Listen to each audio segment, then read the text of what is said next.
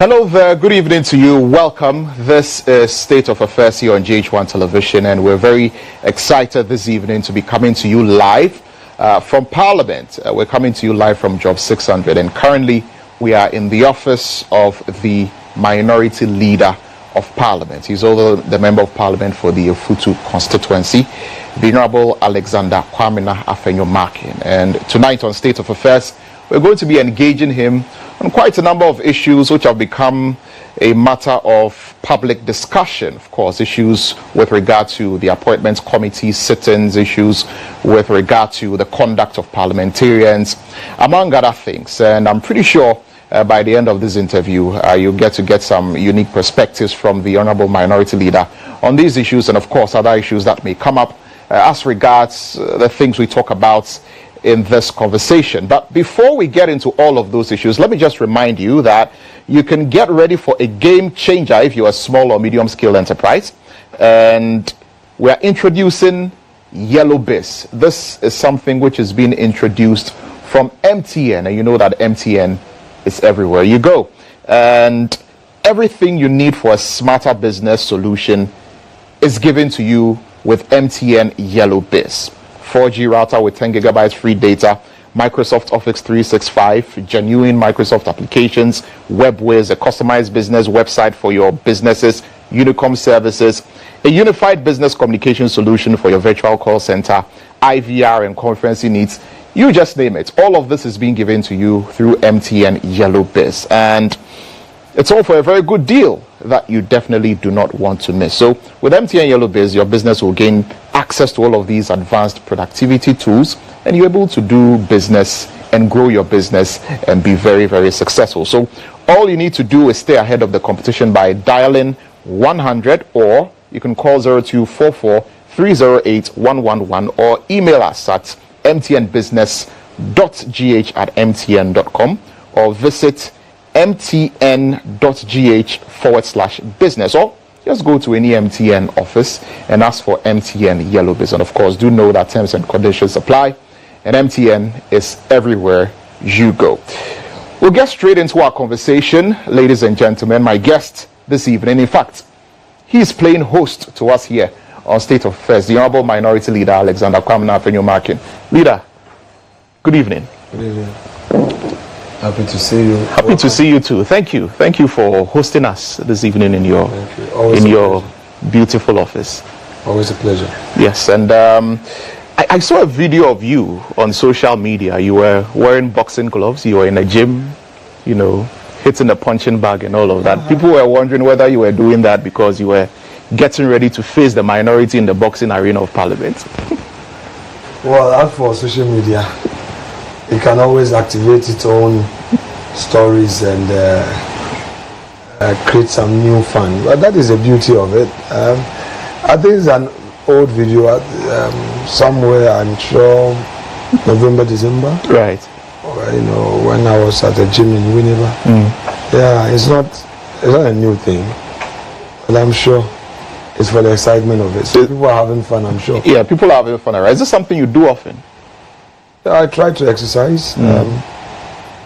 On a normal day, I will go golfing. In the mornings, sometimes I have to keep fit. When I go to Winneba and I have to get to the gym, yes. But sometimes one is so lazy, and waking up is another hell of work, you know. But when you exercise, you feel good. And once you get addicted to it, you enjoy it and you feel that the body is strong. Meanwhile, sometimes we get so lazy that we don't want to exercise. So I'll keep at it. It's good to exercise. I'll encourage all of us to exercise. And what was the last time you did it? Can I be truthful to myself? I think after December, I've been that lazy. The whole of January, I've not exercised. I've not done any gym. I've spent time rather doing a lot of prayers, spending time at the meditational center, spending time with my priests, you know, over there. We do our morning mass, sometime in the evening, getting closer to God in prayer, because this job we're doing, you are the arrowhead, you are the main person, the focal person, leader of the opposition. It's not an easy job to do. NDC as a party can be a good bully on a good day. Are they bullying you? Oh, they like to bully, but we always fix it and do pound for pound. You know, they like to bully. When you hit them small, then they'll be crying all over the place. You know, look at the recent Sam George Ablakwa place. You know, Ablakwa has been hitting us all these years. A little question: where do you live? You can't answer. Are you an owner of your own property? The man cannot answer. He says he's a tenant. We are here to see his tenancy agreement. Have you seen his latest post on social media? I mean, he posted on X. He's saying he's ready for a second vetting if you'd have him, and you had the opportunity to ask him all of these questions. He's blemish free, and you are just trying to, listen. just trying to make it look as though he's not clean. No. The law is clear. He who comes to equity must do equity. He who comes to equity must do equity. He is out there attacking people. They've been flying drones over my properties in Winneba, in Abelemkpe. They've gone to places searching for people's properties. They've been going all over attacking people. A simple question is unable to answer. His proteges are all over on attack on a simple question. But you know, I'm doing my job. I will continue to do what I'm supposed to do. Minority leaders have never had life easy. GHOne came under attack. Those days we were students. We were always reading in the papers. GHOne here, GHOne there. Abang Bagbin came under heavy attack. Oseche Mensah Bonsu, in and out of parliament. Harun Idrisu, Atufosin. So the job of the minority leader is to hold the feet of government to the fire. In so doing, you will step on toes. In so doing, people will try to undermine you, attack you. But you have to remain strong, steadfast, and focused. When I took up this job, I knew what I was signing in for. I've been a leader of government business. Proud to that, I was deputy leader. I studied the NDC and its posture. I know their political psychology, at least a bit. I think we can handle affairs. God be our guide. They like to put bitter pills on the tongue of their opponent, but they cannot even take a bit of that bitter pill. All right, they've been complaining about vetting. You know, they always act in bad faith. Look at this whole vetting process. A lot of their people, I don't even vet them.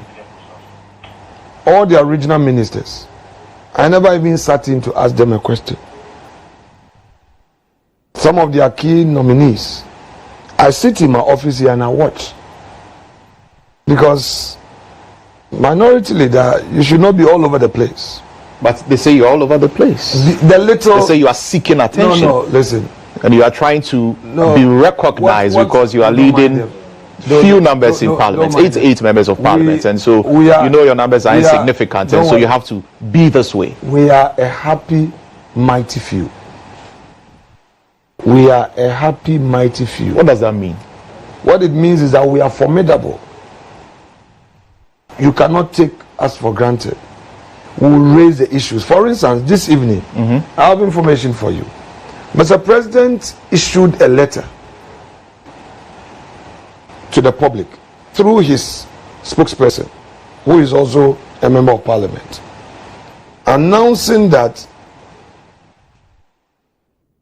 someone has been nominated to be a governor of the central bank, pending the confirmation of the Council of States, because the Constitution provides that there must be some consultation. Yeah. Does that mean that the man goes to take office immediately? No, these are serious constitutional matters that, as a leader, I cannot shut my eyes on. This is a serious constitutional blunder. If President issues a letter, he says that I am nominated. He didn't say he has appointed. He says he's nominated the person pending the Council of States confirmation. The Constitution provides that the central bank governor will necessarily have to go through the Council of State.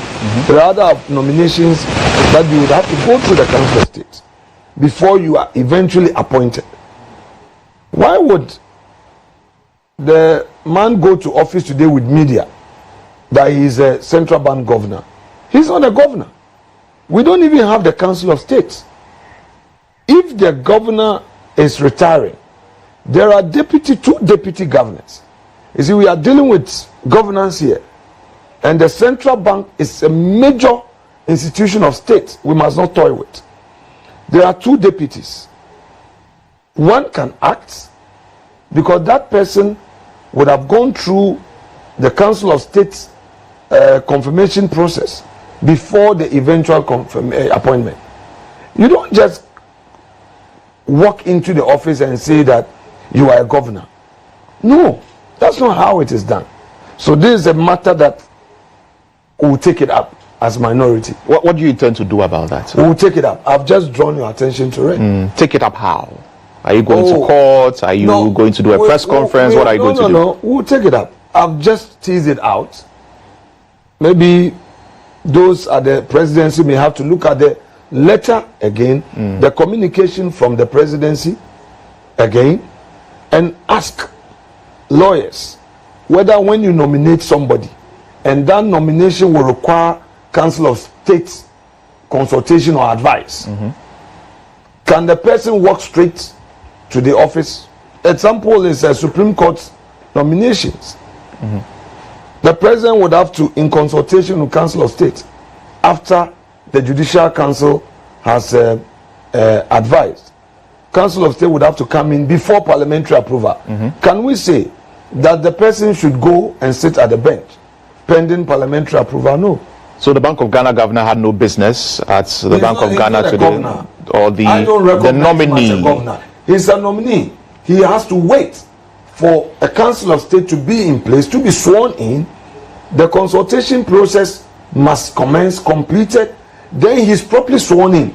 He cannot walk in there. Can he not familiarize himself, with what has been happening, at the central bank? No, that's not the way it is done. It's not like a chief executive appointment where it's the president can appoint somebody to act. That's different. This one requires Council of State involvement. So it's something that you take up, like you mentioned, as a minority. We will not sleep over it. This is a major issue. We'll take it up. Are you under pressure as minority leader? No. Are you under pressure from your party or from any quarters? The MPP is a party of equals. You must take the input of your colleagues. Of course, it is the party that has put you there. The party has its principles, and you have to engage the party and find a way out of every situation.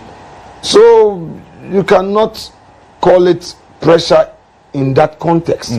However, you would have to be prepared to do what is expected of you, because this is not a job that you can be lazy and do. It's a serious work. You are in the British politics, they will call it a government in waiting. Okay, we are the second largest, party. Yeah. Because NDC winning majority of seats, we come second. There's no other third force.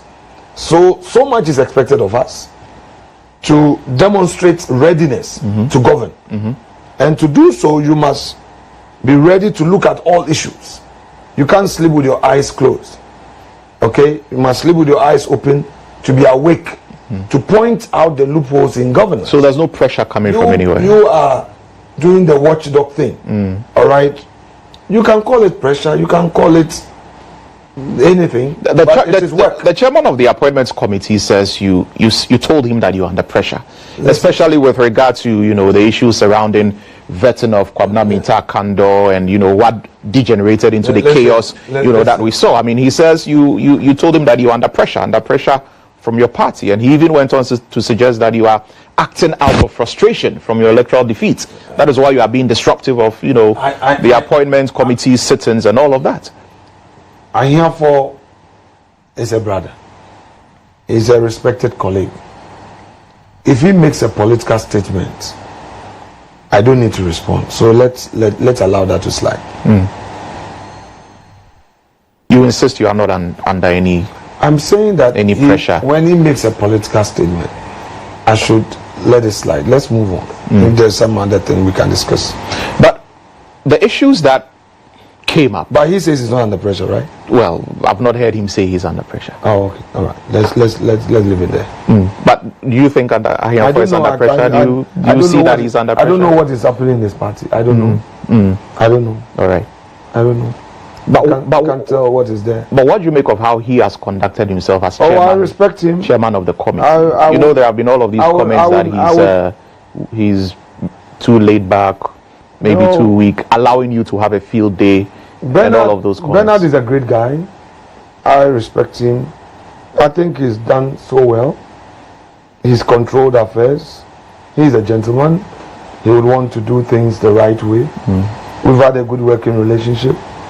I don't really mind if he is using the media space to say things about me. That's okay. That's his view about me. But for me, I see him as a positive guy. I mean, that is towards, addressing or speaking to some of the issues that led to the chaos, that we saw ensue last Thursday during the appointments committee sittings, issues that you were not happy with.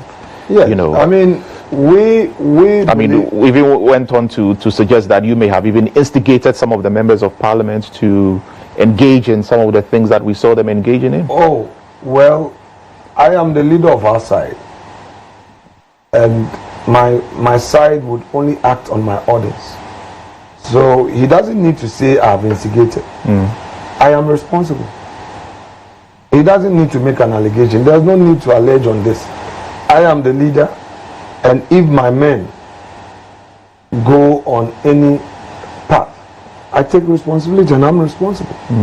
The NDC side mistreated us. They disrespected us. There was no means of engaging them. They acted in bad faith. We agreed in the morning to do 3. Later in the afternoon, they brought one more name for us to do 4. Eventually, they said we should do 5. Upon completing the 5th nominee, we saw many nominees parading on the corridors of the vetting hall. We asked, what about these? Then one of them told us that we are going to vet all of them. We are the majority. We told them, why? Who was that? Who was that who made that statement? If I want to mention a name, I will mention a name. Leave it to me. We tried to talk to him. He, Bernard, did not support what his other colleague was doing. Okay? And we asked for a few minutes to discuss.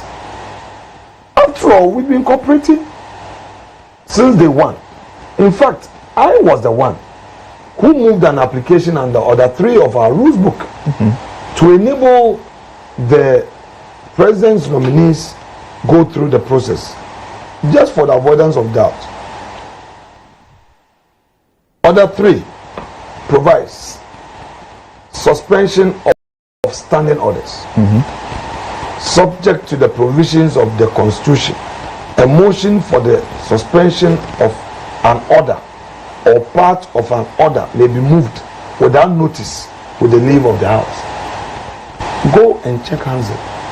I moved this motion. Why did I do that? I did that because I wanted governance to be smooth for them. This was moved because Mr. Speaker was going to be out of the jurisdiction.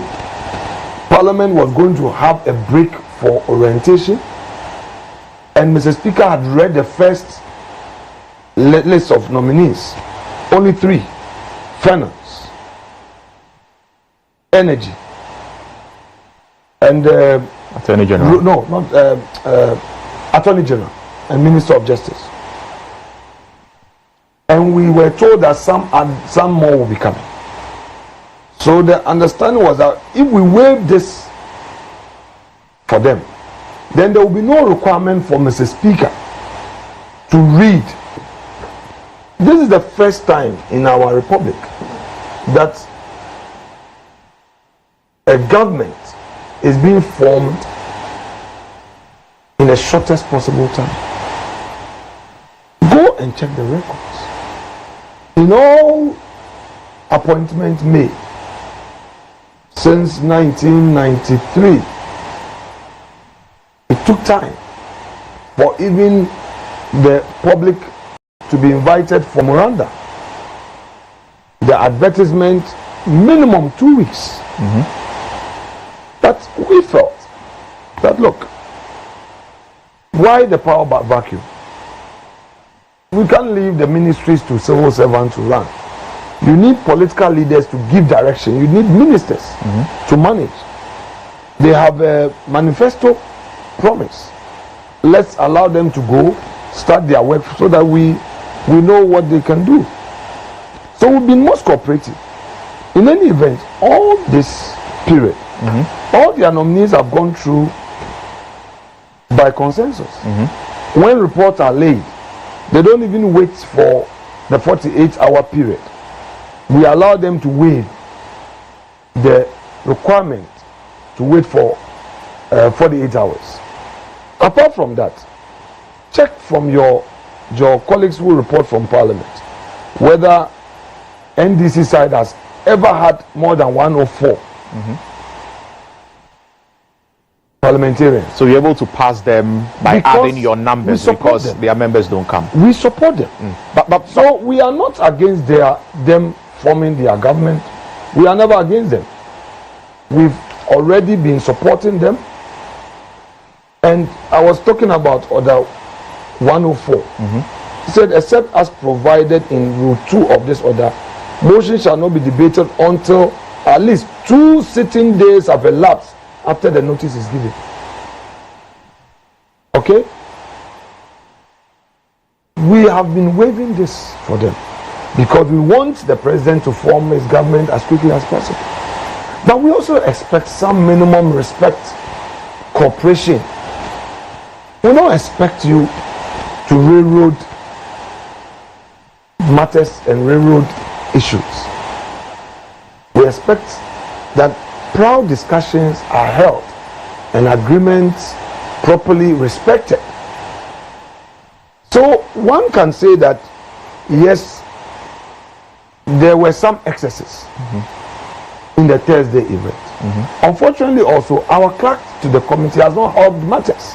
You maintain that she's a partisan. No, she's been too clerk. partisan. You mentioned it on the day you did a press conference this morning. Yes, I mean, truth. You still stand on that? Of course, but why? If I don't stand by it, why would I repeat it? You see, are you being fair to her? Of course I am. She's not being fair to us. She's not being fair to us. She's not. Look, I served as leader of government business. We worked with her. The standards she held up to, where she would always insist that Dr. Atufoson's views must be sought. Yeah. What has changed? So don't let us go there. Already, the clerk to Parliament has started an engagement, and I pray that by tomorrow we get to finally resolve it. If she changes her approach and she acts very neutral, we would all work with her happily. There are some who believe that your posturing and how you addressed her is misogynistic. No, please. I mean, you've seen some judges post to that effect, and others believing that it's not fair. You are being misogynist and all that. If you are doing an interview and you don't engage me on a positivist part, it may be difficult for us to discuss things. People who hold extremist views, don't relate to them. So I'm asking you about it. I'm asking you about it. You can ask a legitimate question, but don't go on the part of an extremist who, without going into details, decide to post anything and say somebody says. No, that's not a good approach. We are parliamentarians. The clerks who work with us must be neutral. That's the rule. If a clerk is disrespecting a caucus and acting partisan, look, two major things I've not talked about, and I'll repeat it here. One, reports. You know, when I spoke against her conduct, yes. Today I have all the draft reports on my desk. Prior to that, the draft reports were not coming. I would only see the report the first time in the chamber. Who does that? Two, she would post nominations for vetting at midnight without consulting us. She will write letters to nominees. Look at the way she causes embarrassment on the Omanibuama case. Even Ablakwa, apparently she had written to Ablakwa to come that day. We didn't know. That is not the way Parliament works. And that is the truth. But is that not at the direction of the chairman of the committee? No. If it was the chairman who instigated it, I wouldn't go after her. I would criticize the chairman. When we met, there have been instances that chairman himself, for instance, the letter to Omanibuama, she denied it. She said, she gave Omanibuama 9 a.m. Both of us asked her. She insisted 9 a.m. We were seated at 9. Omani was not showing up. Eventually, when Joyce Bawa Muktali came to me and said, no, leader, they gave Dr. Omanibuama 11. And we cross-checked. She was now saying, telling us somebody else was to place a call. No, you don't do that. But does she act on her own, the clerk? I mean, that is why. Doesn't she act on notice to? That is why I have a problem with her, because your job is to work with both leaders. That is a practice we know here. But was it fair to her to have addressed her publicly like that? You know, Sir, when the cameras were rolling and all of that. Aren't there other ways you could have engaged her? When we engage quietly and things get out of hand and it causing us embarrassment, we must raise our protest. And I've raised my protest. I protested, and it was within my right to protest.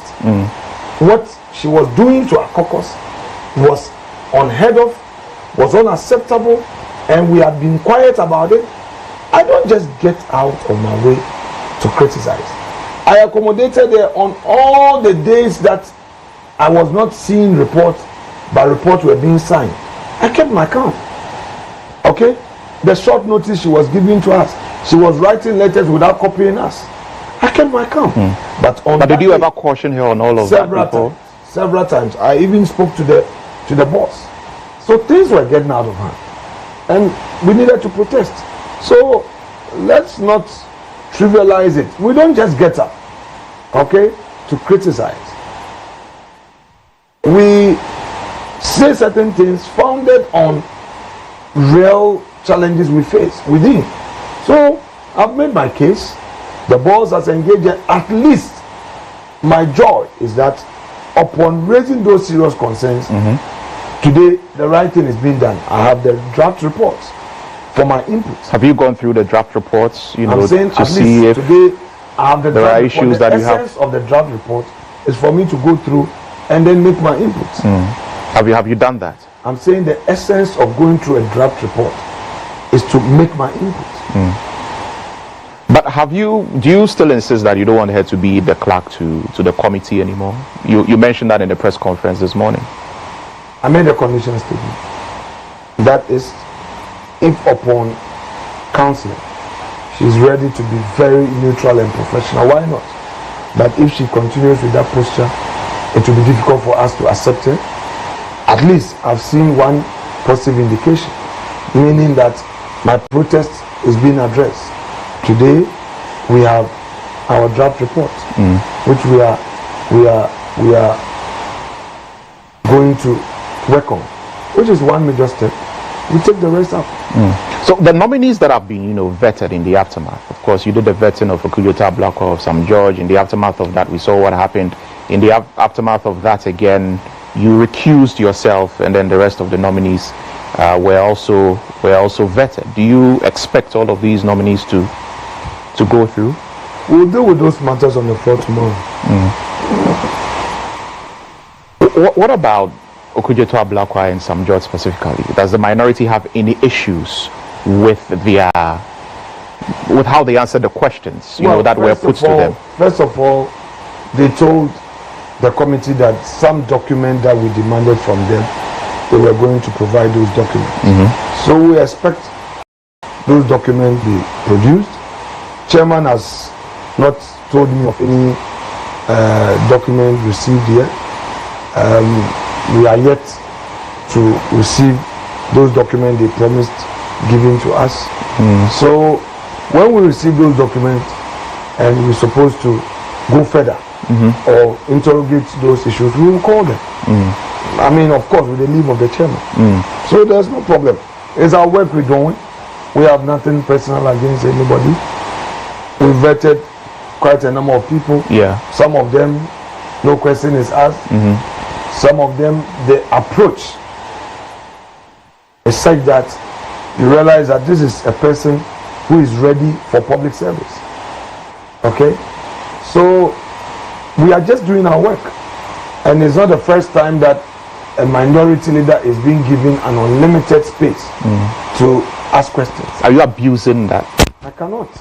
If I was abusing or being unreasonable about it, I were to be abusing my privilege, I would be seated for every vetting. How many times have you seen me on the vetting committee? And how many people have you seen me asking them questions? You see, we know we have a fair understanding of this game, and tomorrow I may be the one sitting there being asked questions. So I'm mindful. I will not be unreasonable. But some of our friends there are rather unfair in their actions. How can you, as a nominee, before the public, tell the whole country that President Akufo-Addo benefited financially from the Galamsey menace, and you look into the camera, insist that the man did? When you are asked to give justification, you go round that as a chief executive of the land, because he failed to address it and because he attended somebody's program, you had to conclude that way. Most unfair. What was the point of that line of questioning? Because you asked him, will he apologize? I mean, because people are wondering, what was the point? What was the point of that? Was it to put him in a certain light, or what were you trying to do with that line of questioning? My vetting has three components. The policy issue, which you would have to address in respect of your designated ministry. your own CV that I would want to ask you questions on. And by the way, I don't ask a question outside of the CV. And the third one being your own public engagement. What you've said in the public space, in Parliament, and things that are attributed to you, and all. So, I mount my questions on these three categories. And check the precedents. Minority leaders before me did more. Maybe because sometimes we forget. But go into the archives. You realize that Harun Idrisu and Muntaka were given unlimited space to ask questions. Muntaka was a deputy whip. He was a deputy ranking.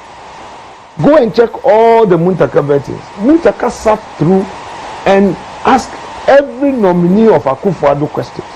Harun Idrisu asked every nominee, to the extent that we had to create, give them some video screen for them to show videos and all. You remember? Yeah. You see, so were you trying to replicate that? No, not to replicate.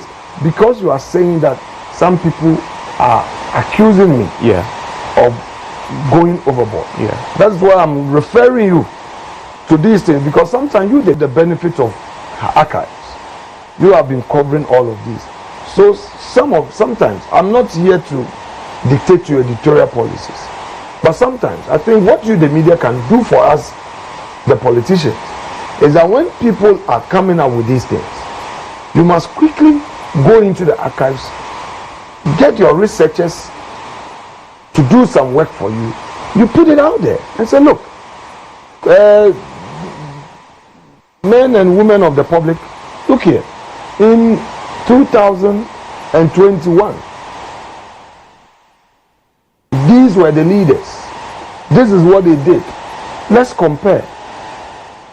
And then you can give a fair verdict. So you say what you're doing is not out of the ordinary. It's not novel. It's not something new. Bagbin, go and check Bagbin's vetting.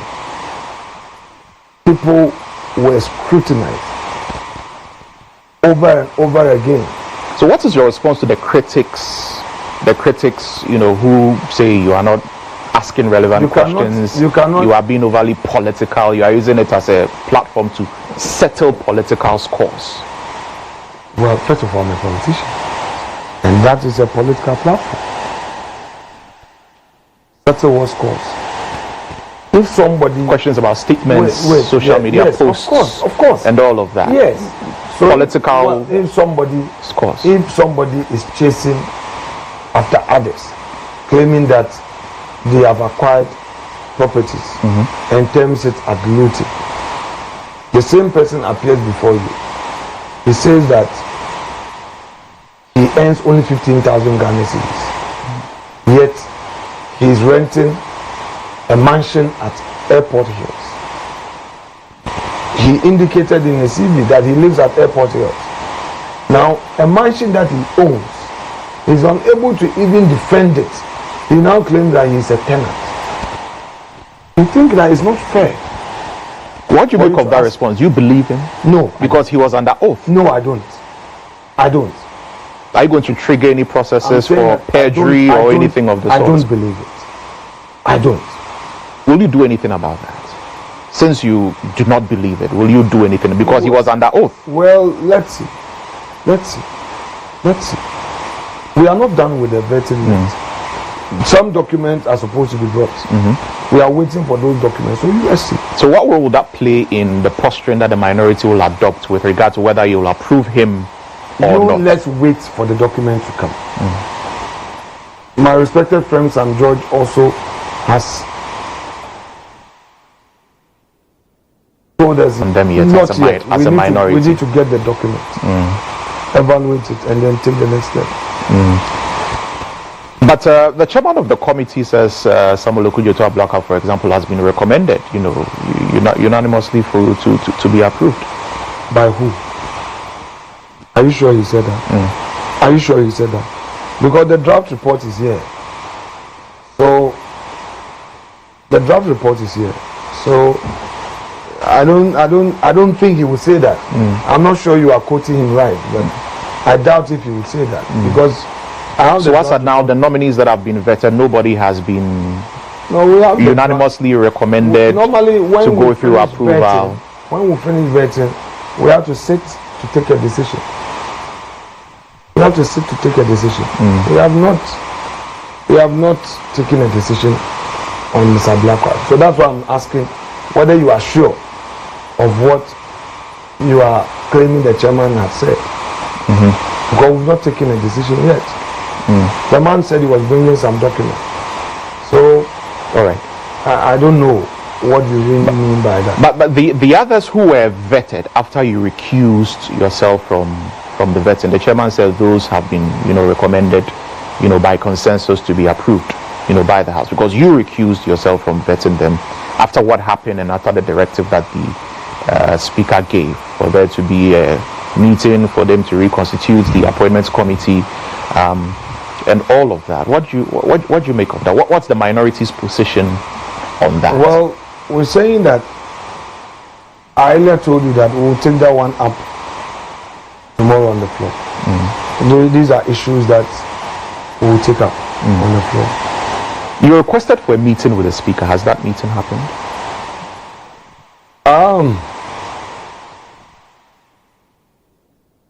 Wait for tomorrow. You can't say whether or not you've met Mr. Speaker. I mean, I'm able to speak to you tomorrow. But a yes or no will do. I'm sure those watching would be interested in knowing if you've been able to speak to the Speaker of Parliament as regards these issues. I'm able to answer a yes or no. But there are some occasions that you may hold back. So I'm saying that let's wait for tomorrow. God willing. All right. You're still watching State of Affairs here on GHOne Television. We're coming to you live from Job 600. We are in the office of the Honorable Member of Parliament for the Ofutu Constituency. He is the Minority Leader of Parliament, the Honorable Alexander Afenyo-Markin. Graciously, he's playing host to us this evening here on GHOne Television, and we've been engaging him with regard to some of the issues that have come up, especially as regards the appointments committee sittings and, of course, other matters as it pertains to Parliament and its work. We're going to take a short break here. When we return, there's more that we will be talking about. But let me remind you that you can buy now and pay later with Sametro. You can own a very sleek and trendy smartphone and enjoy the luxury of paying in convenient weekly or monthly installments. And all you have to do is walk into any of MTN service centers and choose your favorite from a wide range of mobile phones on offer. And then the best part of all of this is that the phones come with up to 2 gigabytes free data, so you can share your pictures, get all the biggest scoops online, do whatever it is that you want to do with your internet data, and go on and share exciting news with your family and your friends and all of that. Share the news, because MTN and Sametro are making sure that they make this possible for you. And do remember, in all of this, MTN is everywhere you go.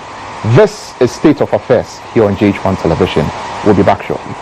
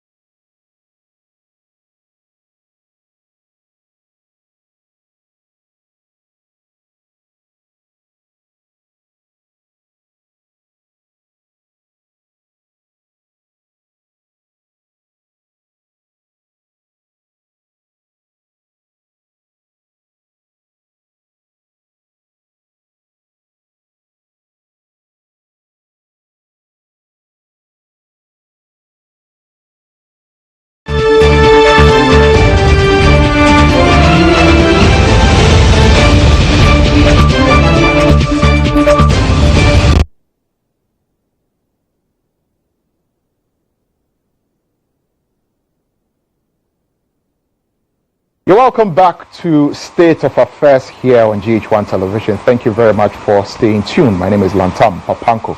I'm coming to you from the office of the Minority Leader in Parliament, the Honorable Alexander Afenyo-Markin. And before we took the break, we're talking about issues that have got to do with Parliament, especially the appointment committee's sittings. And it's been quite interesting, the engagement that we've been having. So, Leader, continuing with the conversation, I can see that you've got the draft report in front of you. So you see, you were saying that when you came to some of them, anyway, yeah, you never said that. That's so what is it saying? What's the draft report saying with regard to the approval of the nominees? There's a draft report.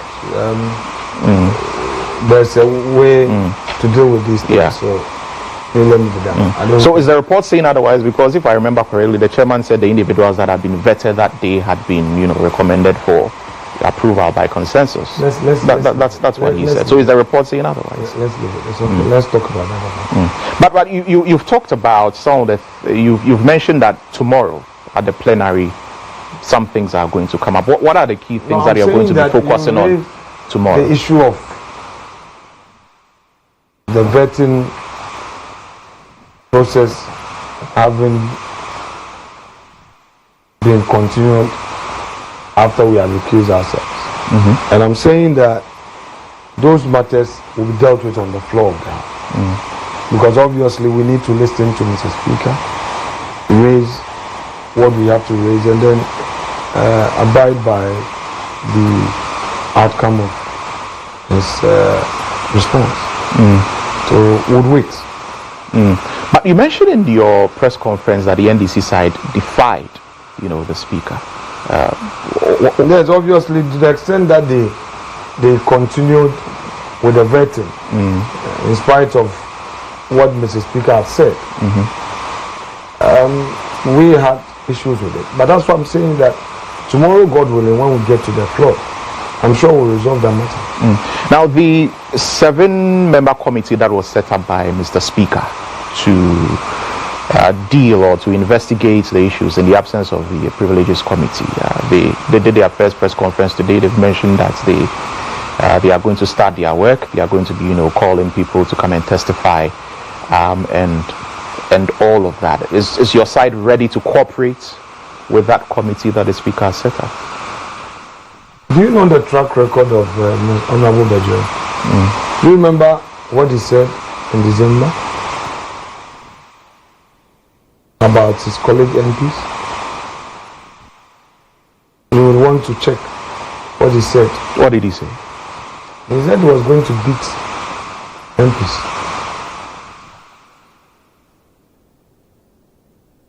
I will share the tape with you.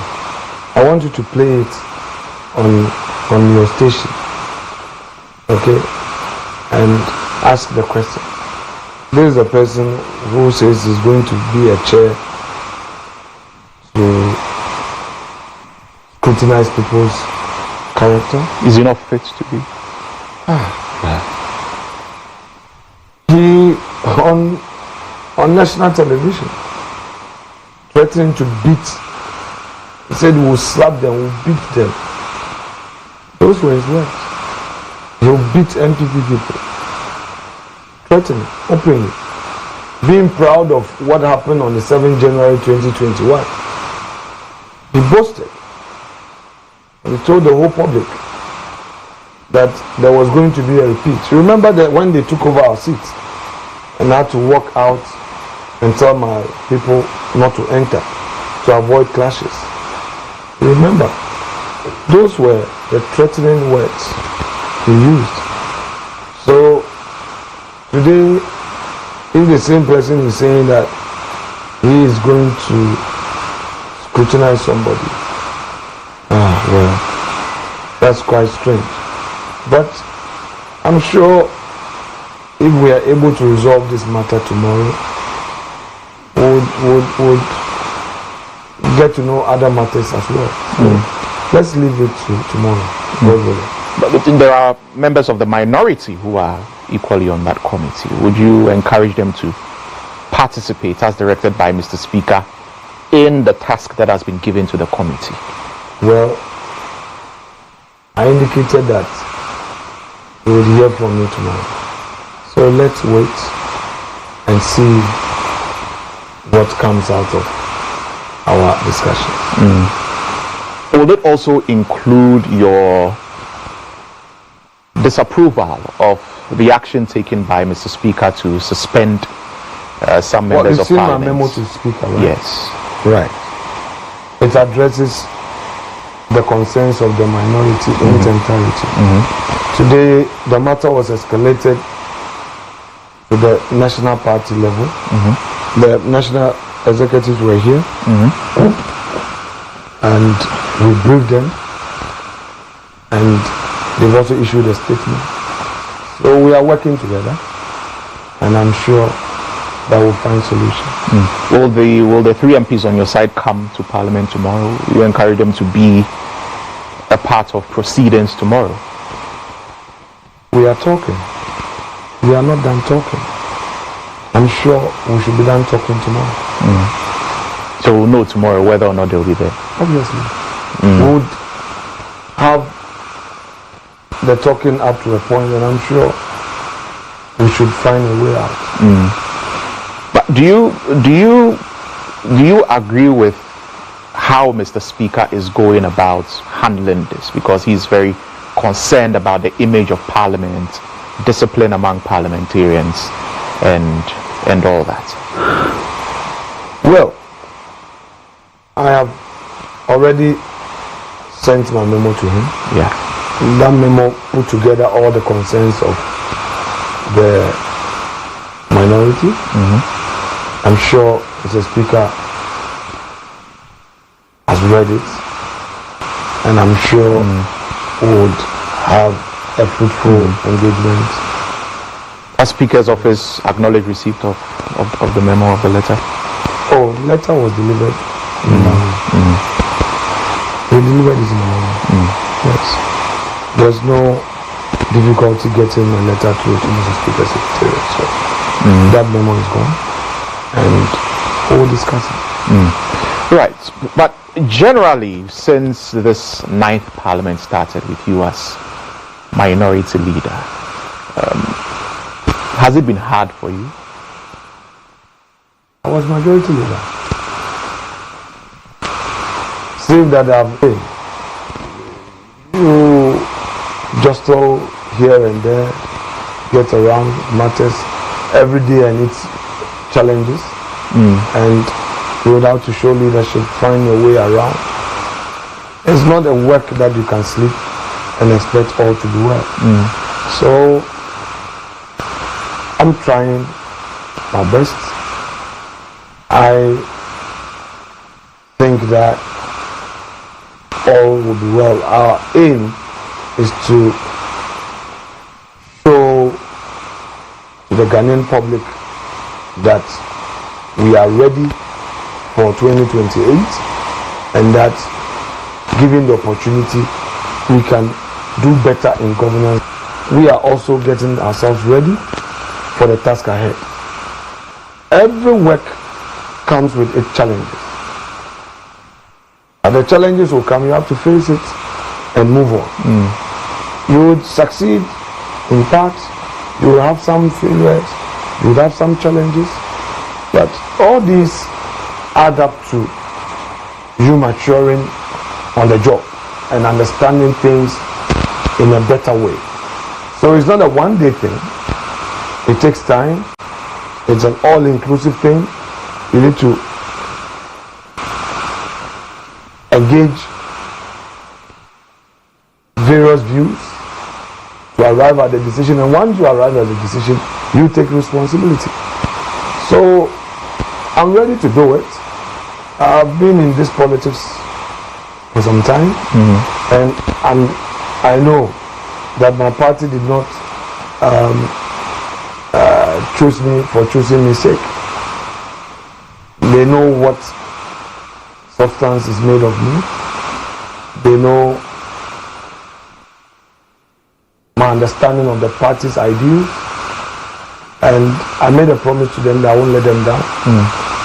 Would work And the NDC should expect constructive opposition, constructive criticism. We will not go at them on trivial issues. We will raise serious matters of national interest. Where we have to cooperate with them, we'll cooperate with them. And on that, people are interested in knowing what the strategy of the minority is. I should discuss my strategy. Going into this 8th Parliament, considering that you have just, 9th Parliament, you have 8 members. Strategy? Oh no, that's not possible.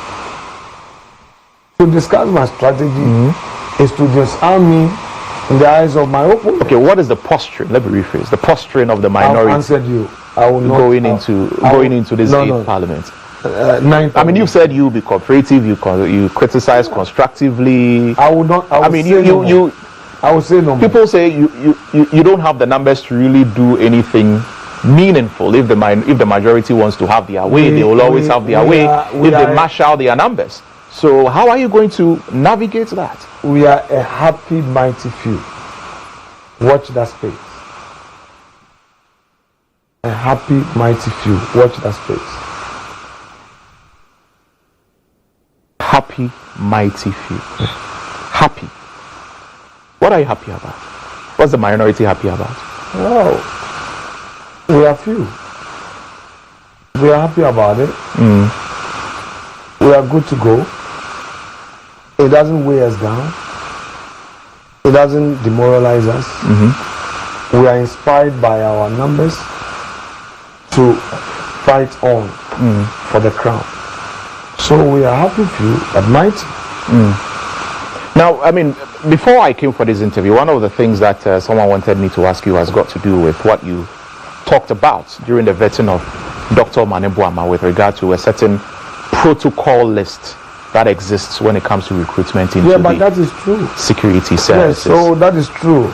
As members of Parliament, is that the best? People are saying is that the best? Wrong. So let me explain.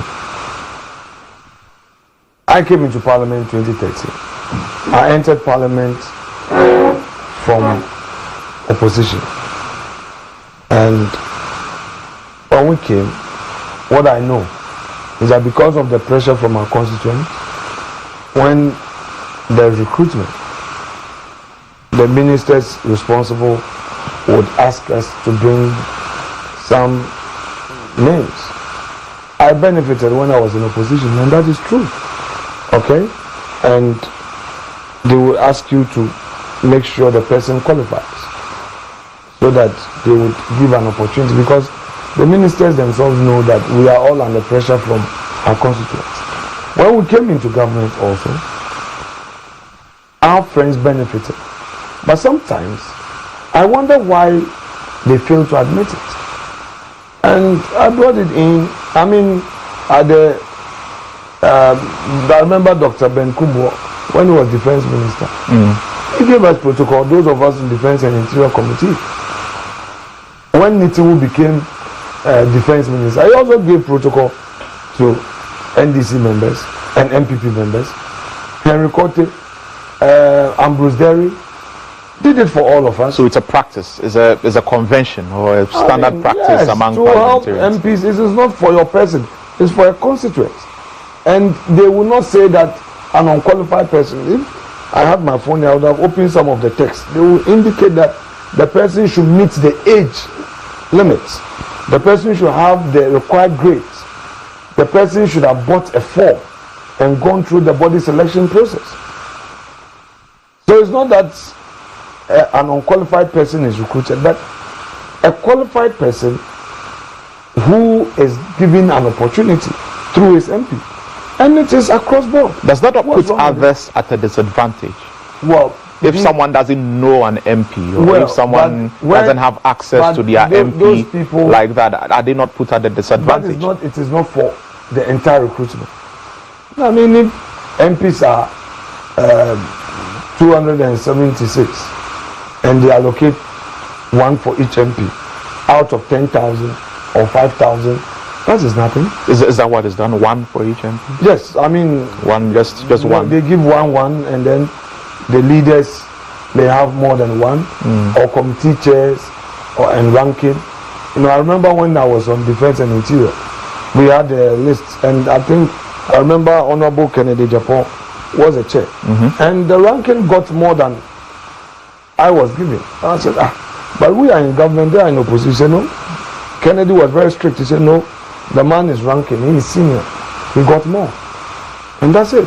How many were you given? Oh, come on, I cannot tell you. But I mean, if you were to estimate, how many people have you, through you being their MP, been able to help recruit? I can't tell you. But I believe that from 2013 all through, some constituents have had the opportunity through me to get employed, and they are working hard. So is that to say, if a constituent of yours is interested in joining the security services and is qualified, and they come to you, I will approach Omanibuama at the defense ministry. I'll go to him. Muntaka Mubarak, if a constituent tomorrow there's an advert, police recruitment, fire service, and a constituent buys the form and is qualified, and I need to follow up, I'll go to Muntaka and tell him that, oh, senior, this my constituent bought the form, she qualifies, he qualifies, can you help him or her? There's nothing wrong with it. I'll do it.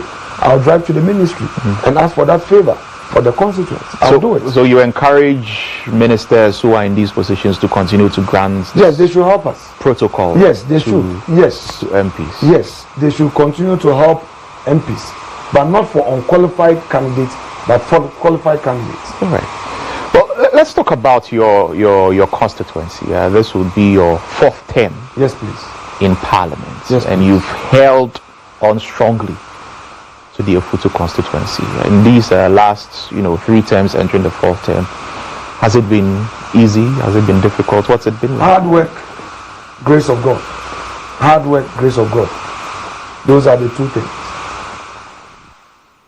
The work is not easy, Every MP comes under a lot of pressure from constituents.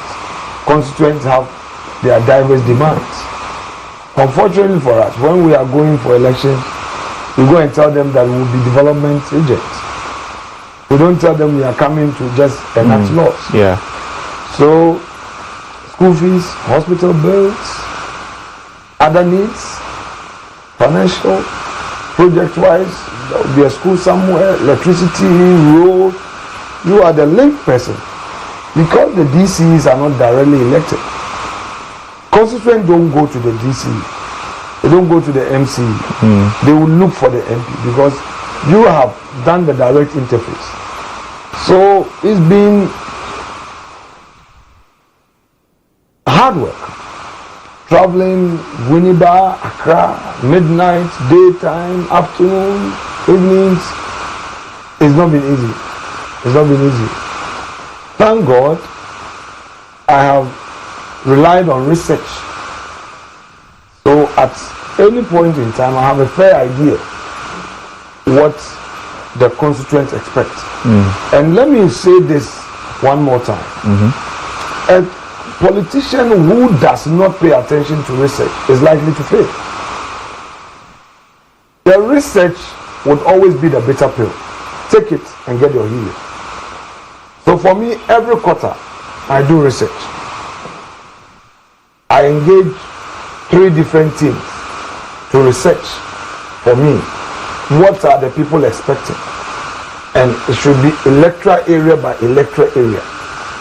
So I know the infrastructural needs of the various electoral areas. I know the expectation of various electoral areas. I know the expectation of the youth, the elderly women, the traders, and the students. So at least I'm able to navigate my way to meet them halfway. I think that is what all politicians should do. Otherwise, people will deceive you. Otherwise, you may think that all is well, and you go to the polls and you suffer. In 2012, I won with a margin of 2,087. 2016, it increased to 10,000. 2020, almost 15,000. And 2024, 20,000. of the research findings, it was clear that there was going to be skirt and blouse. So in the last quarter, I had to fight against the skirt and blouse because they bring the findings. You go to Winneba Junction area, the new Winneba area, the Ansafu area. You go to the Inshona, the fishermen. So I said, why are these people talking about skirt and blouse? So I realized that the NDC was attacking us on this. After every 8 years, there must be a change of government. So the people were buying into it. And the NDC also used a lot of the teachers from the research I did in Winneba. So the teachers were influencing the youth in school. When the children go to school, especially the first time voters, what someone has was in fear what you be a benfo foba into Afi or NDC for no warba. And I was getting the feedback. I said, what's going on? So I now had to start saying, Baumiani, Alex, no skirt and blouse, and all that. That helped. But at the end of the day, also, there was a huge difference. Whereas I won with a margin of 20,000, Dr. Baumia won with a margin of 7,000. So if you do the basic statistics here and the analysis here, you realize that some 13,000 people voted skirt and blouse. 13,000 people voted for me, but voted for President John Mahama, which was quite serious. It means that if I had, laid back, there would have been trouble. Voters have their own way of doing things, and you may not know, but it can only be revealed through research. When they see a third party that they see to be independent. Look, I met some nurses, I was talking about my party. They were just quiet. I looked at the body language. I said, what's going on here? Then I had some of my team members who I would normally leave behind to listen to the sentiment after I've left. When they all praise you, showering praises on you, and you leave, they now talk the real thing. So met this group of nurses. I didn't like the body language. So when we got home, those I left behind came to report to me that, Chief, I didn't sound cold you. I said, why? About somebody also. Nurses need to was it. The bottle, skirt and blouse. I said, but with the introduction of the nursing training allowance and all, what again? Also, what's one recruitment, one mupi, 1 year juma, and Ocharansana, one pay naba and all. Then Bin says, MPP for baby, and this is Sombra. Number 21 now. Okay, then this is one was also. One hour about to sketch and blouse, also MPC, about to now. I will pay a benefit. What is this 8-year cycle thing? So we then have to go back and engage them one-on-one. And then they themselves were now pointing out those who were the skirt and blouse amongst them. So there's honorable. The Munkofu 5, he was about to skirt and blouse. In Tanyuan Kasa, the Munkofu 2. So through that retail engagement, we're able to pick some. So it means based on your research, you picked signals that it would be a problem for the NPP nationally, especially in the presidential election. Or I'm talking about... You're talking about the Futu constituency. Right. But the last time you were on State of Affairs, I wasn't the host then, but you mentioned that from research that internally the NPP has done and all of that, you were winning the election. Yes. So what happened? Because you've talked about how research has helped you. So how did the NPP get it wrong? Not getting it wrong. So did the NPP know you were going to lose? No, I don't think so. If we are to go into the national issues, what it means is that I'm going to discuss what is yet to be discussed.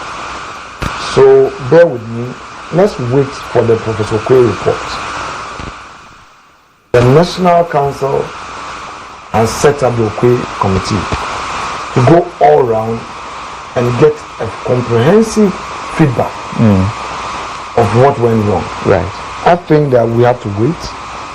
Let them come. For now, I am only raising the issues in a photo that came to my attention prior to the election. But I cannot say it conclusively as to what contributed to our defeat. I'm sure within a month or two, the report will be out, at least at the party level, for us to discuss. NDC had the Kwesi-Botwe report. Help them. We had 169 seats in the 2016 election. Yeah. We won with almost 1 million votes for the presidential. It was very devastating for them. But they didn't give up. They demonstrated resilience. After the Kwesi-Botwe report, they went all out to campaign. Work started for them from day one. Such that by 2020, they were able to claim back their seats. 137. It took the Fomina MP to give us the majority of 1. Yeah. So I believe that for us also, should we take the full report of Professor Kwe report on board when it is the report is done, and work at it and re-strategize and rebrand. Come 2028, we are not going to stay at 88. Obviously, we won't stay at 88. We will get back a lot of our seats. By the way, let me give you this info. There are some 62 seats that NDC won with less than 1,000 votes.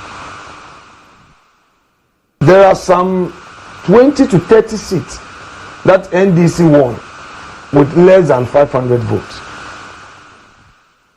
You see the dynamics? Equiapim South here, some 130 votes. Western North or Win, 93. Asin Central, 430. Jendi, some 600 plus. There are many more constituencies that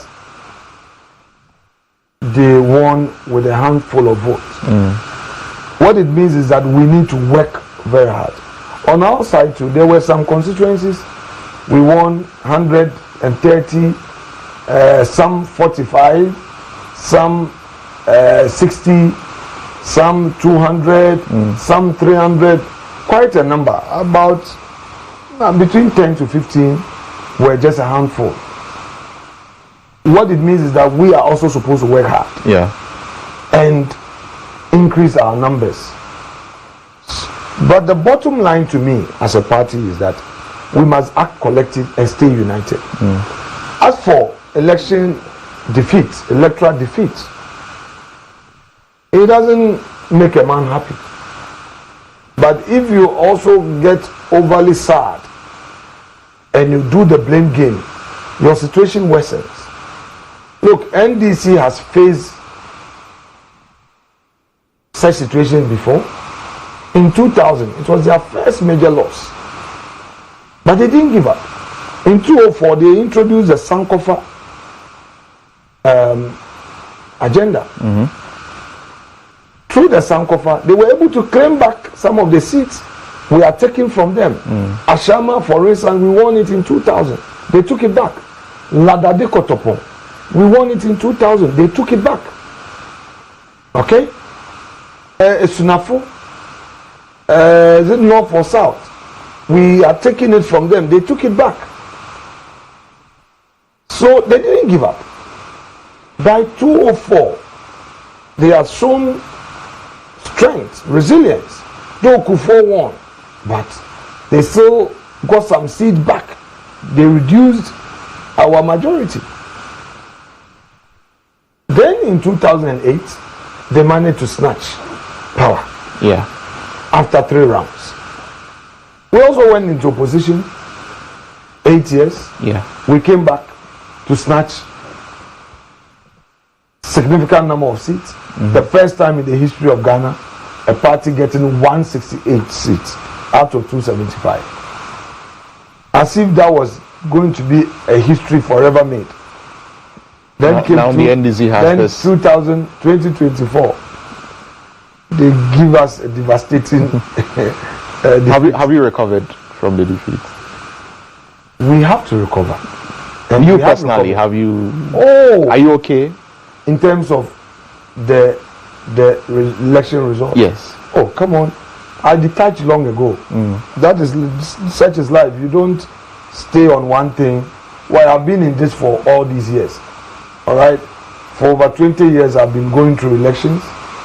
So I have a fair idea how to posture, how to behave when things don't go well. It's not the first time I've seen Right. an election defeat. So you're okay. In 2008, I was there. I was part of the party. We lost. 2012 too, we lost. So I'm used to it. Ablekumanov has still not been decided. It's still hanging. Up We've to now, raised we it don't on the know. floor. Is it going to MPP? Is it going We've to raised it on the NDC? floor. From our internal data, we have won. We cannot declare ourselves the victors. We are waiting for the EC to complete the collation. We've raised the issues on the floor. I'm told there are a few security issues there and there. Let's pray for a final outcome. The majority leader had indicated that he's carrying our concerns to the executive to enable them provide security. You know, the Electoral Commission's only demand is for security to enable them complete that work. Yeah. So that is what we are also waiting for. All right. So what do you make of the formative stage of the John Mahama administration? He's still putting his cabinet in place. You've been vetting his ministers. He's taking a few actions here and there. A committee here to, look at education. A committee here to look at the Constitution. What do you make of it? I want them to own up. Own up to what? Their own vision. They should be bold and tell Ghanaians their vision for the country. This issue of committee. They had their manifesto. But they are doing the things in their manifesto. Go out and roll it out. Stop this committee here, committee there. As if you are afraid to own up. You don't want to take responsibility and all. By the way, it's too early. Let's give them their. But so far, are you impressed with John Mahama's administration? So far? Well, on the security side, we are seeing the violence going down. At least the pockets of violence here and there, we are seeing it going down. But it's something that we don't need at all in our democracy.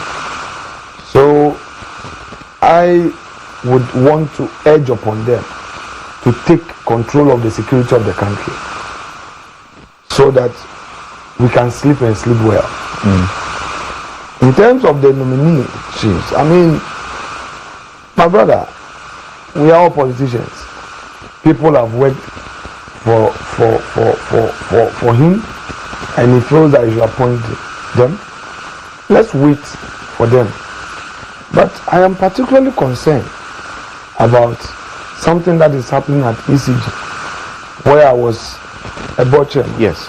The acting MD that we put there, David Asamoah, I'm told reliably that he's now telling the new government he's an NDC, so they should maintain him.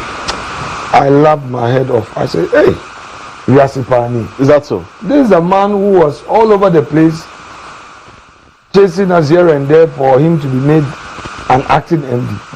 And then there's another guy called Moses Oakley. You picked up this information? Yeah, reliably informed. And there's another guy, Moses Oakley. He was the acting director of finance.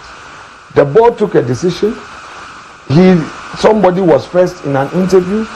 The person got his director of finance appointment, and he and this he and the acting MD have teamed up to say that the minister has told them not to release the gentleman's appointment letter as if it was a recruitment.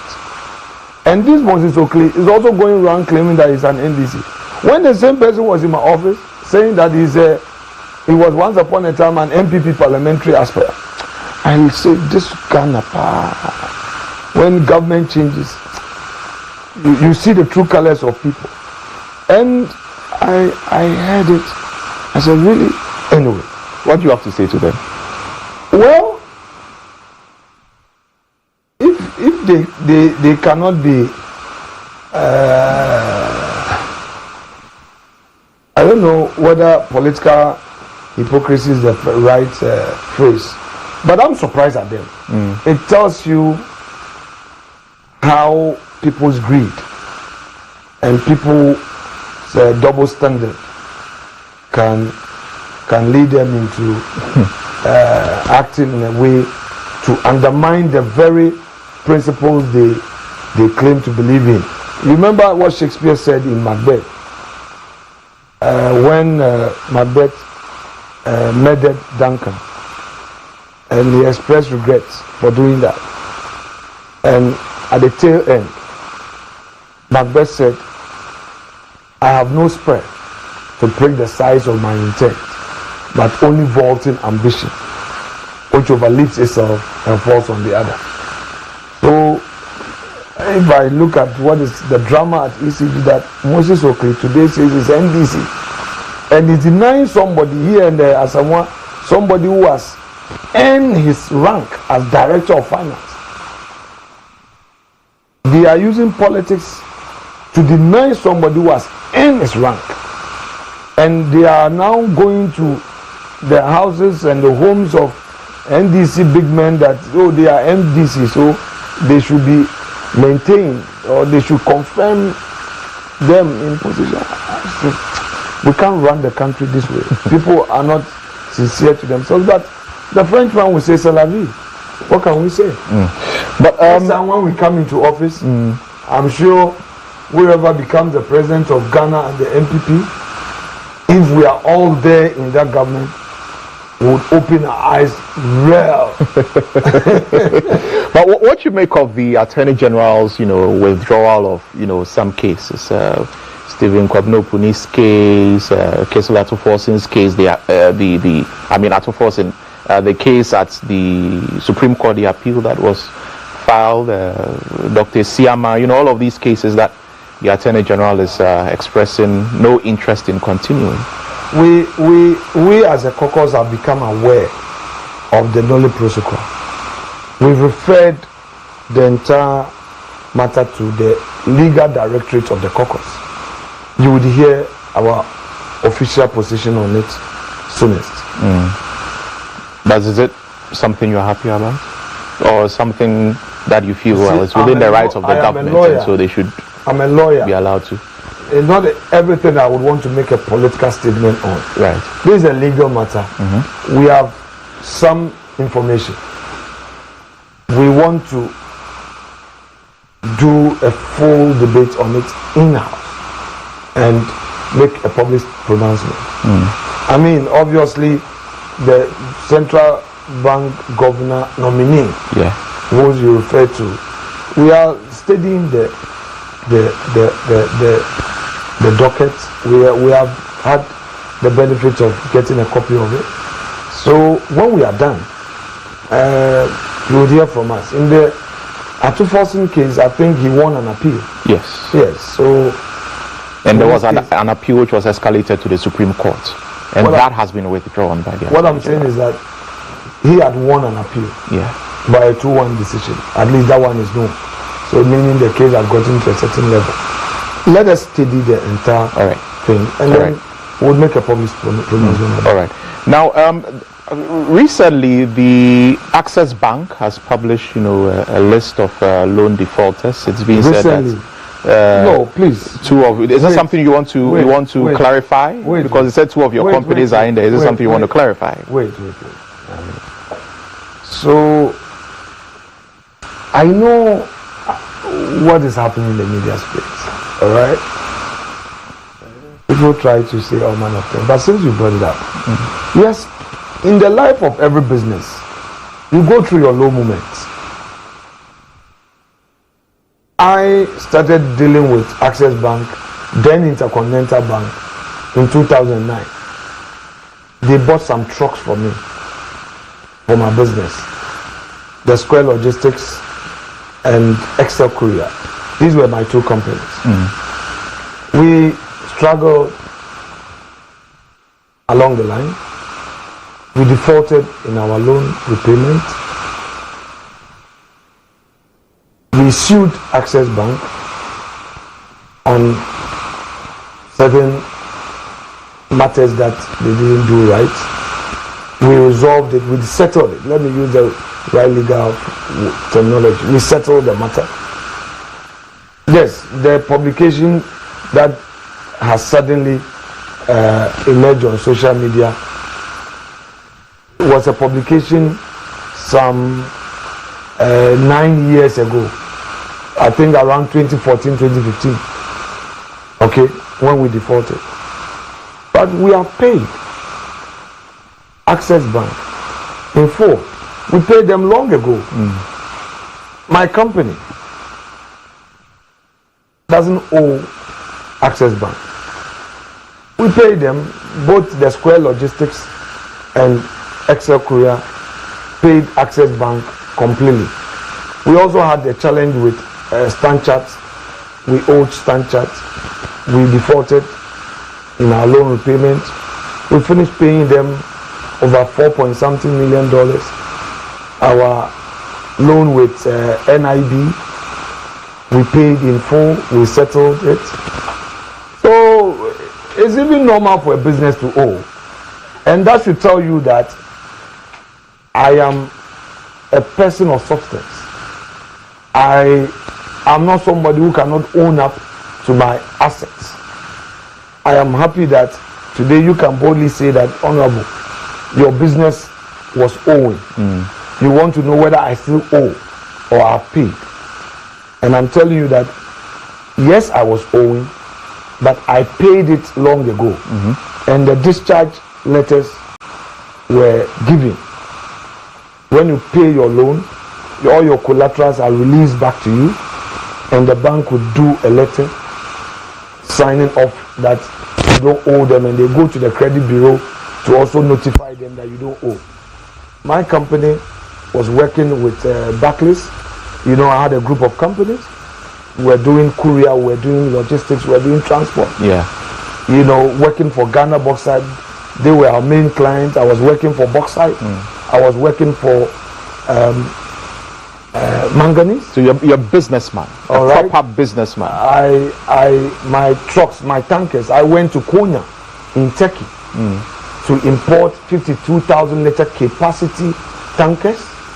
Okay, I was the first to introduce mammoth trucks, the mammoth trailers into Ghana. Those huge trailers that you see in Accra, I was the first to bring them from Dubai. That 45 cubic meter capacity of trailer. When Diamond Cement, those Indians, when they came to Ghana, I was their first transporter because they were starting the Bupe cement factory. So I will haul from Tablibo in Togo to Aplao, where they had a factory there, and then take clinker and limestone from there to Bupe factory. Then I will also haul from Tekrade to Bupe. Okay, I was also working for GHOne. My tankers were the first custom-made GHOne branded tankers. Sam George and Co were hiring my tankers when their party came into office in 2009. They were all coming to my office as so essentially you own up to your properties. Let me make my point. Don't worry. Don't distract me. I'm saying that Sam George and others, when the Professor Mills came into office and they were doing transport business, they didn't have trucks. I had over 50 tankers. All of them were crowding in my office at Trade Fair, renting tankers. Now we go to Guinness. Guinness Ghana Limited. I started working for Guinness in 2002. I had container trucks that were cutting their promotional materials. And then I bought flatbeds. I was hauling transporting their drinks to all over the country. Sunda Logistics, when they came first, those Chinese, they have a warehouse at Malam. From Tema to Malam, I was hauling for them, cutting all their items before other companies got into the industry. Tema Port, GPHA, I was working for them from 2006, thereabout, all through. Those days I was cutting cocoa. My trucks were cutting cocoa. 2004, all through to 2012, 13. But a lot of my trucks, about 80 of my trucks, were working for Ghana Bauxite until the Chinese took over, and along the way I pulled out of business. So I've seen the ups and downs of life, and when I moved away from the logistics business, transportation, then I focused again on the mainstream courier. I actually started with courier, and then I went back into mainstream courier, and then I went into agro-textiles. Okay, and then I focused also on my law practice, where I've made a lot of money in law practice. Okay, are you a millionaire? I can't be a millionaire, but I've worked hard. I'm not a tenant, I'm a landlord, and I don't buy state land. I've never bought a state land. I don't own a state land. I own lands that I have properly acquired as an entrepreneur. I can own up and say that apart from my parliamentary salary, I've also worked and I earn other income that enables me to live a comfortable life and take care of my constituency. So how did it make you feel when it was being suggested that you own state land? No, he couldn't. He was confused. The guy did not. Later on he said vested land. Yes, he got confused. Later he got vested land. Yes, that tells you. And you mentioned that he's been flying drones around. Yes, in Winneba. A certain. I think I've heard lawyer Martin Kwebu say no member of Oral has been flying drones. He's not being honest. Drones anyway. Don't mind him. Kwebu is somebody I respect. But they are getting things out of hand. And you see, when you want to disturb the opposition leader, you are not likely to have your peace. So they should be careful. I'm not one person that... Are you threatening them? I'm not threatening, but don't frustrate me. If you try to hit me hard, you can also have your peace of mind. Why? It's a simple matter. Is the MPP afraid of Oral? Why? What? The NDC must... You said there's too much opposition to Oral because you are afraid that they should follow the law. They should follow the law. Follow the law. If you think that somebody has stolen, use the law. Due process. You see, we don't want this whole thing about we are gathering information. Look at them. They are even not bold to own up to flying drones over my properties in Winneba. They are not even being bold. They are not being bold to defend it. You see, if they knew, if they were doing something legal. By the way, have you asked yourself, what was the business of Ablakwa writing to Lands Commission to do a search on my property in Winneba? Ask yourself. You, the media, you've not questioned him.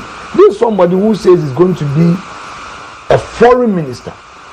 You come to vetting, you have somebody who is not being vetted property documents under your armpit.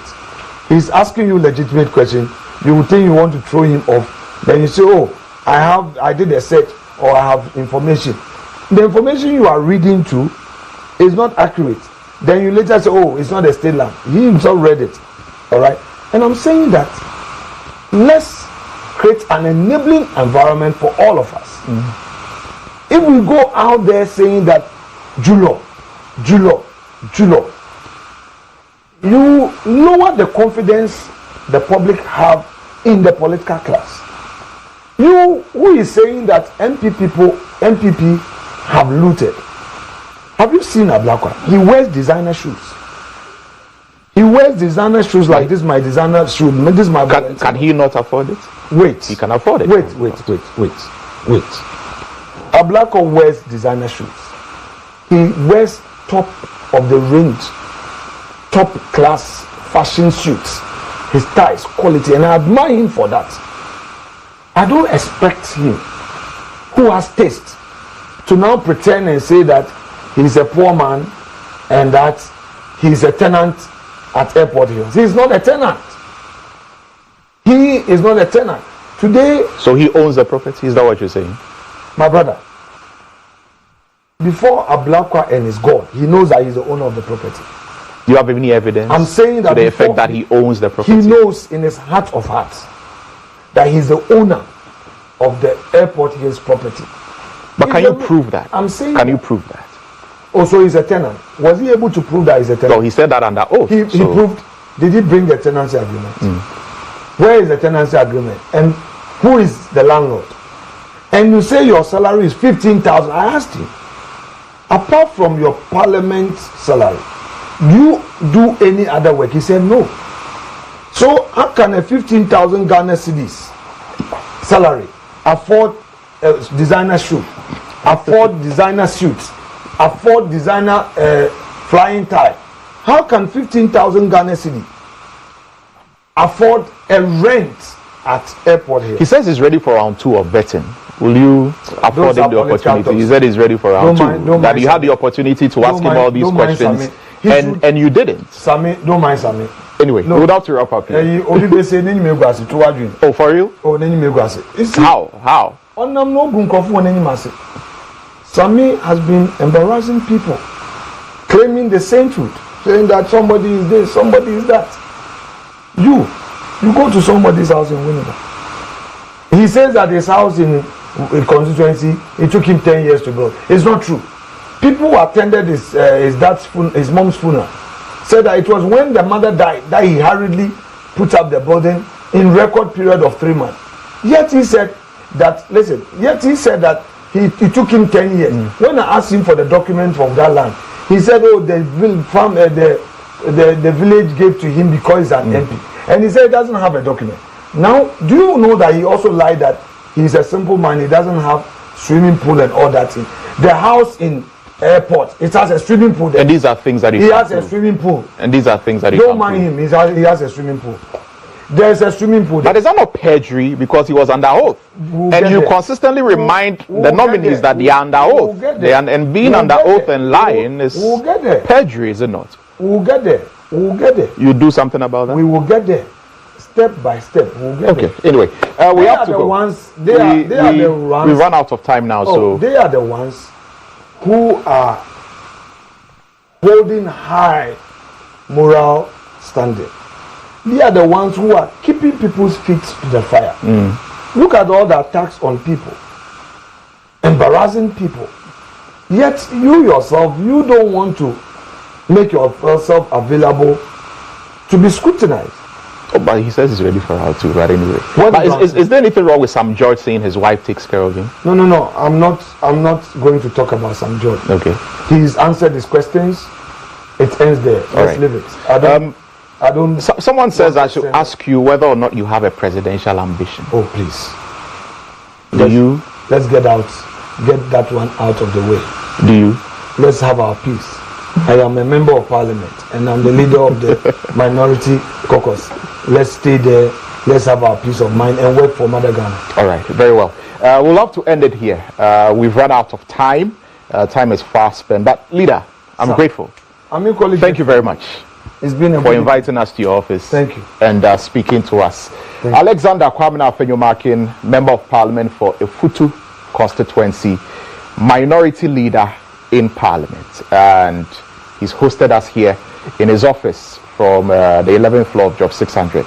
And we're very grateful to him. This is where we'll end State of Affairs here on GHOne Television. My name is Lantam Papanko. Enjoy the rest of your evening.